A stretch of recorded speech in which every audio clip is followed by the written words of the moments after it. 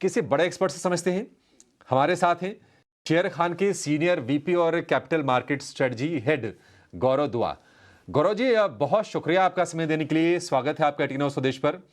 देखिए, दो तीन चीजें सामने खड़ी हैं। एक तो रिजल्ट सीजन है, उसके बाद इलेक्शंस पर नजर होगी। ठीक 9 दिन बाद पहले फेज की वोटिंग होगी 19 अप्रैल को। आप ये बताइए कि बाजार में इस वक्त क्या रणनीति बना के चलनी चाहिए? क्या ये जो मोमेंटम बना है, डिस्पाइट द फैक्ट कि क्रूड ऊपर जा रहा है, यूएस में बॉन्ड यील्ड ऊपर है, वहां पर महंगाई दर भी थोड़ी ऊपर आने की आशंका है, फिर भी बाजार का मोमेंटम बना हुआ है, क्या ये तेजी बनी रहेगी गौरव जी? आपको ऐसा लगता है?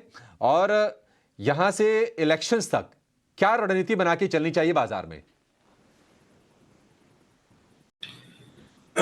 यस, अगर हम ग्लोबली देखें, मैक्रो इश्यूज आ रहे हैं। आपके क्रूड ऑयल का प्राइस ऊपर जा रहा है, बॉन्ड यील्ड्स हो रही है फॉर्म अप, पर फिर भी ग्लोबल मार्केट में एक अपसाइड है, मोमेंटम है। आई थिंक इसका एक सबसे बड़ा कारण ये है कि all over the world corporate earnings बहुत स्ट्रांग है। अगर हम लास्ट भी देखें quarter, which is the quarter 4 of US, October to December 2023, जब वो क्वार्टरली नंबर स्टार्ट हुए थे तो एक्सपेक्टेशन थी कि आपकी अर्निंग ग्रोथ आएगी 1% 2%। बाय द टाइम आपके क्वार्टरली नंबर आए 7 से 8% ग्रोथ आया यूएस में। सेम चीज अगर हम यहाँ देखें, क्वार्टरली नंबर्स क्वार्टर थर्ड के काफी स्ट्रॉन्ग थे इंडिया में। So I think earning growth is one of the biggest supporters of this rally in the market globally. Secondly, ये जब oil prices, metal के prices, commodity के prices ऊपर जाते हैं, इसका मतलब ये भी है कि कहीं ना कहीं globally expectation है कि global जो आने वाली है growth better आएगी, अच्छी आएगी। जापान में हमने देखा है कि इकोनॉमिक अपटर्न के साइंस हैं। चाइना में भी हमने देखा है कि पिछले कुछ वीक्स में policy steps have been taken, जिसके कारण ऐसा लोगों को उम्मीद आ रहा है कि चाइना की भी ग्रोथ इंप्रूव होगी। अगर ऐसा होता है, इसीलिए हमने देखा है जिंक हो, लेड हो, कॉपर हो, इन सब के प्राइसेस काफी ऊपर गए हैं। सो अगर ओवरऑल आपकी ग्लोबल इकोनॉमी में ग्रोथ का आउटलुक इंप्रूव हुआ है, आपके ग्लोबली कॉर्पोरेट अर्निंग अच्छे आ रहे हैं, तो मार्केट को कहीं ना कहीं सपोर्ट आ रहा है। ऑलराइट, मार्केट में अच्छा सपोर्ट है फिलहाल। अगर हम भारतीय बाज़ारों की बात करें, क्योंकि ग्लोबली जो है सेटअप काफ़ी बेहतर दिख रहा है। गौरव जी नमस्कार, मैं सृष्टि बात कर रही हूँ और आपका जो पॉइंट है उसी को थोड़ा सा आगे बढ़ाते हुए, क्योंकि हम देख रहे हैं कि मेटल्स में शानदार तेज़ी है, जितना भी ग्लोबल मार्केट से सपोर्ट आ रहा है, न्यूज़ फ्लो से सपोर्ट आ रहा है। पर गौरव, इस बीच कोई और थीम है जिस पे आपकी नज़र है और जिसको प्ले करना चाहिए? मे बी एक्सपोर्ट से रिलेटेड, केमिकल्स, या फिर कोई और खेमा जो कि आप हाईलाइट करना चाहेंगे, जहाँ पे आने वाले समय में जो रैली है वो थोड़ी सी कैचअप होती हुई दिख सकती है? यस, जैसे हमने देखा है कि एक बहुत स्ट्रॉन्ग रैली आई है जो ग्लोबल प्लेज हैं। मेटल्स हो गया, आपके एनर्जी स्टॉक्स हो गए, specially ONGC, IOC, BPCL kind of stock. पर इनमें एक छोटी स्पेस है जहां मुझे लग रहा है कि अभी भी अपसाइड बहुत है, which is been ignored by the market, which is the space of this thing gas. अगर आप देखें, गैस अथॉरिटी हो गया, गुजरात गैस हो गया, पेट्रोनेट एलएनजी हो गया, यहाँ पे आई थिंक बहुत स्पेस है शॉर्ट टर्म अपसाइड में भी, and plus these stocks can be this by and hold stock.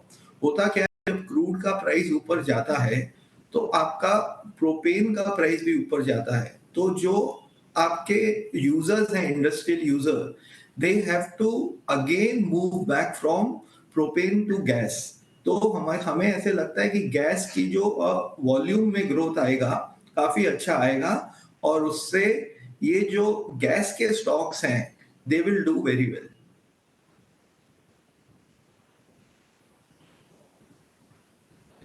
Gaurav sir, एक और चीज आप बताइए। अब नतीजों की शुरुआत हो चुकी है वैसे तो, लेकिन टीसीएस से मान के चलते हैं कि बिल्कुल फुल फ्लेजेड शुरुआत हो जाती है। आपको कहां पर अच्छे नतीजों की उम्मीद है इस Q4 के रिजल्ट सीजन में, और कहां पर थोड़ी निराशा आएगी? सिल्वर लाइनिंग आपके हिसाब से कहां पर होगी? So basically banks, auto और आपके energy stocks, these will do well. और कहीं ना कहीं अगर क्वार्टरली नंबर देखेंगे तो बेसिकली मेटल्स के quarterly numbers will not be great. Also basically FMCG, क्योंकि हमारा कंज्यूमर स्पेस में अभी भी स्लो डाउन है, specially in the rural side. और Q3 में हमने देखा है कि अर्बन साइड में भी थोड़ा सा स्लो डाउन है, दिख रहा है। तो आपके जो QSR कंपनीज हैं, आपकी जो एफएमसीजी कंपनीज हैं, मेटल कंपनीज हैं, आई थिंक यहाँ पे क्वार्टरली जो नंबर होंगे वो स्लाइटली वीक रहेंगे। ठीक है, जो QSR कंपनीज़ हैं शायद वहाँ पे जो नतीजे हैं वो थोड़े से वीक ज़रूर रह सकते हैं। पर गौरव, इस बीच जो अब नतीजे आने वाले हैं और आईटी से हम शुरुआत करेंगे नतीजों के दम पे कौन से सेक्टर पे फोकस करना चाहिए? कहाँ पे आपको लगता है कि एक अच्छे रैली या तो हम आते हुए देख सकते हैं, या कोई सेक्टर जो कि इस बार खुश हुआ दिख सकता है? और साथ ही साथ जो PSU पैक है और जिस तरीके की रैली हम उसमें देख रहे हैं, उस पर भी अपना व्यू दीजिए कि फिलहाल क्या कोई अपॉर्चुनिटीज दिख रही हैं आपको उसमें? तो मैंने जैसे बोला कि ऑटो और बैंक्स, ये दो सेक्टर्स हैं जहाँ पे अच्छे आने चाहिए रिजल्ट्स। अपार्ट फ्रॉम दिस होता क्या है कि स्टॉक स्पेसिफिक भी बहुत एक्टिविटी होती है क्वार्टरली जब होता है सीजन। हमें ऐसे लगता है कि TCS, आपका L&T, एक्सिस बैंक, ये कुछ स्टॉक्स हैं जहाँ पे एक्सपेक्टेशन से अच्छे रिजल्ट्स आने की हमें उम्मीद है। मार्केट में जो एक्सपेक्टेशन है उससे हमारी जो एक्सपेक्टेशन है कहीं वो है, ज्यादा है। तो ये 3 स्टॉक्स पे आप ध्यान दें। पब्लिक सेक्टर की जब बात आती है, जैसे मैंने बोला कि गैस के जो पब्लिक सेक्टर स्टॉक्स हैं वो हमें अच्छे लग रहे हैं, Petronet, GAIL and this Gujarat gas. Apart from this public sector banks में हमें अभी भी यहाँ से काफी अपसाइड लगती है। बट बैंक्स में you have to be now very very careful, pick and choose the right stocks.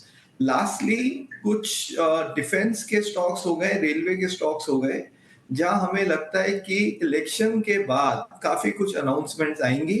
तो अगर मार्केट में वॉलेटिलिटी थोड़ी होती है तो रेलवे और डिफेंस के stocks has to be bought on dips.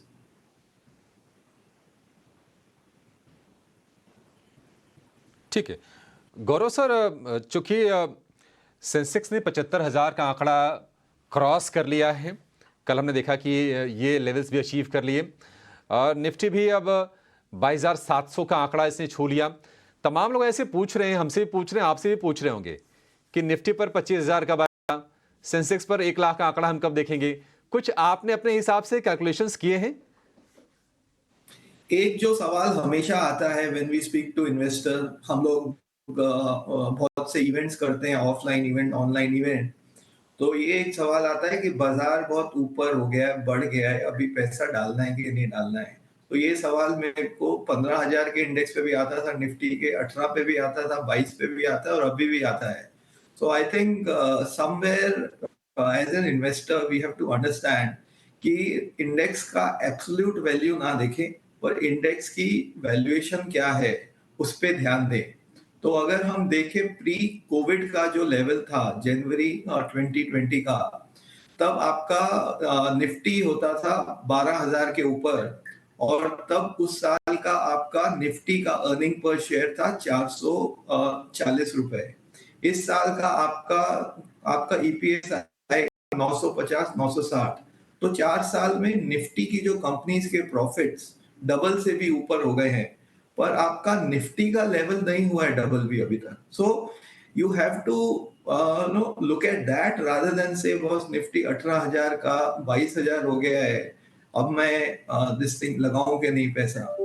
Second आता है कि ये जो लेवल्स आए हैं, जो 22,000 का निफ्टी है, 23,000 का 25,000 होगा कि नहीं, 30,000 होगा कि नहीं, वी ऑल नो होगा। निफ्टी ने हमेशा 14 से 15% का CAGR ग्रोथ दिया है। अगर हम लगाएं उसको नेक्स्ट 5 साल के लिए, 8 साल के लिए, 10 साल के लिए, तो ये निफ्टी के लेवल 50,000 भी होगा, 55,000 भी होगा, 60,000 भी होगा। इनफैक्ट अगर आप पिछले 8 साल देखें, जनवरी 2016 से लेके दिसंबर 2023, निफ्टी ने 15% का कंपाउंडेड एनुअल ग्रोथ रेट आया है निफ्टी में। मतलब आपका 100 रुपया इस 8 साल में 310 रुपया हो गया होगा।